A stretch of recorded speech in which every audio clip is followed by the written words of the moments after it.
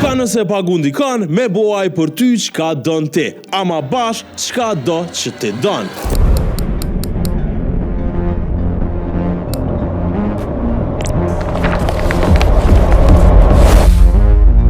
Kjo as nuk është reklam e as epizode Black Mirror, por realiteti që po jetojmë sot. Sometimes we have to do things that we don't want to do.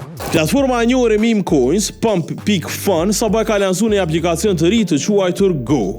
Ideja më e shmendur kohët e fundit. Kushdo mundet me postu një sfidë apo detyrë duke vendosur në shumë pareve si shpërblim në kriptomonedha. Edhe kushdo mundet me i plotësu detyrat edhe me i marr lekt. Brenda pak orësh nga lansimi, platforma u mush me sfida. Edhe nuk po flasim për gjëra thjeshta, qysh me rregullu një kod në programim, po duke u ofruar $10,000 për gjëra ekstreme, sfida fizike, me hungër diçka që nuk hahet, e deri te veprimet që prekin kufit e ligjit apo rrezikut personal.